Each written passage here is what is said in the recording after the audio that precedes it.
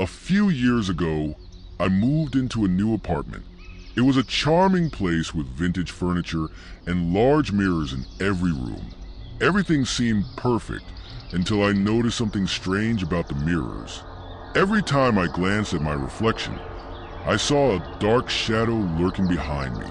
At first, I thought it was a trick of the light, but the shadow became more distinct over time.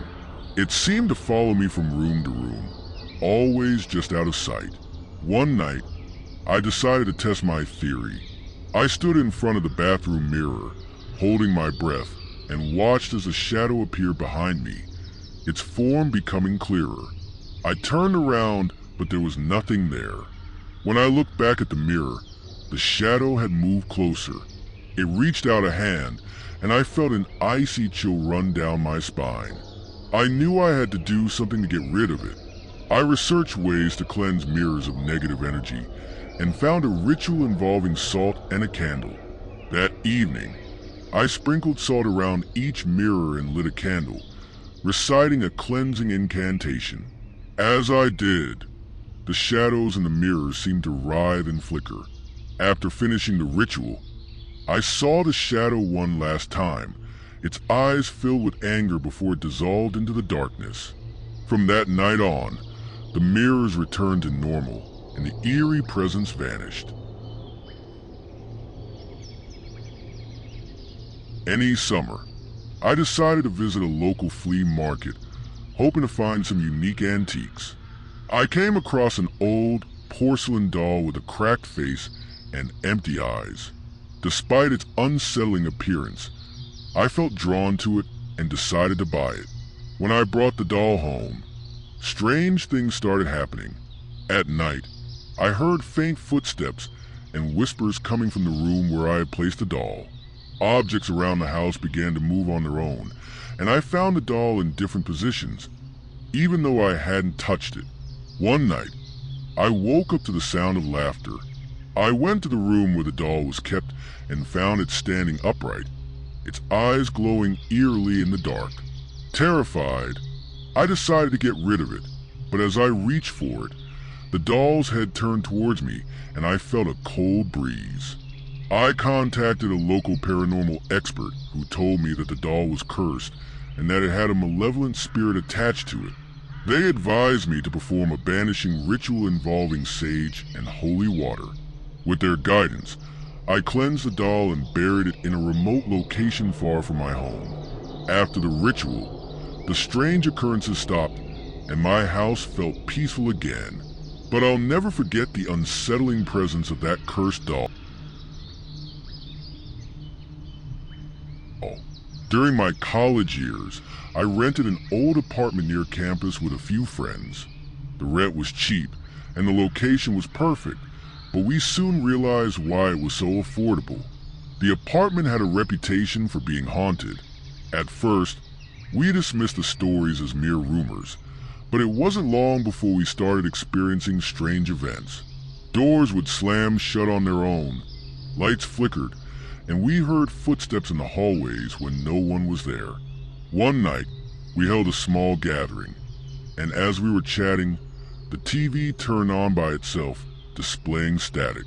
One of my friends mentioned that the previous tenant had died under mysterious circumstances, and it was believed that their spirit still lingered in the apartment. Determined to coexist peacefully with our ghostly roommate, we decided to communicate with the spirit. We conducted a seance, asking the spirit to reveal itself. The room grew cold, and the candles flickered as we heard a faint voice say, "I'm here." We asked the spirit what it wanted, and it responded, "Peace." We promised to respect its presence and asked it to leave us in peace as well. From that night on, the disturbances lessened, but we occasionally felt a cold breeze or heard a soft whisper, reminding us that our ghostly roommate was still with us, watching over the apartment. One late night, I was driving through a desolate stretch of road known for its eerie reputation. The locals called it Ghost Road because of the numerous sightings of apparitions and unexplained accidents that had occurred there. As I drove, The fog thickened, and the headlights barely cut through the dense mist. Suddenly, I saw a figure standing in the middle of the road. I slammed on the brakes, but it was too late. My car passed through the figure, and I felt an icy chill envelop me. I pulled over to the side, trying to calm my racing heart. When I looked in the rearview mirror, I saw the figure standing behind my car. It was a woman in a white dress, her eyes filled with sorrow. She pointed down the road and then vanished. I decided to follow the direction she had pointed, and after a few miles, I came across an old, abandoned car with its lights still on. Inside, I found a photograph of the woman I had seen. I reported the finding to the local authorities, and they confirmed that she had died in a car accident on that very road years ago. The next day, I visited her grave and placed flowers on it, offering a prayer for her peace. As I left, I felt a warm breeze and knew that her spirit had finally found rest. A few years ago, my friends and I decided to go on a hiking trip to a remote mountain range known for its stunning views and rugged trails. As we trekked deeper into the wilderness, we came across an old, weathered sign warning hikers of mysterious disappearances in the area. We shrugged it off as local legend and continued our journey. As night fell, we set up camp near a beautiful, secluded lake. The air was crisp and the sky clear, but an eerie silence hung over the area. During the night, we were awakened by strange noises coming from the forest, a mix of whispers and rustling leaves. One of my friends claimed to see a shadowy figure moving between the trees. Determined to investigate, we grabbed our flashlights and ventured into the woods.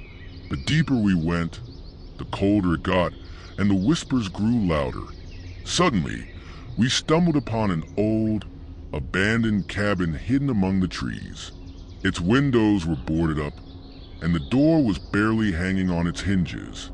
As we approached, we saw strange symbols carved into the wood and felt an overwhelming sense of dread. We decided to turn back, but just as we did, one of my friends disappeared. Panicking, we searched the area but found no trace of him. The next morning, we reported the disappearance to the authorities, who informed us that several hikers had vanished in the same area over the years. Despite extensive searches, they were never found. To this day, I still wonder what happened to my friend and what secrets the forest hides.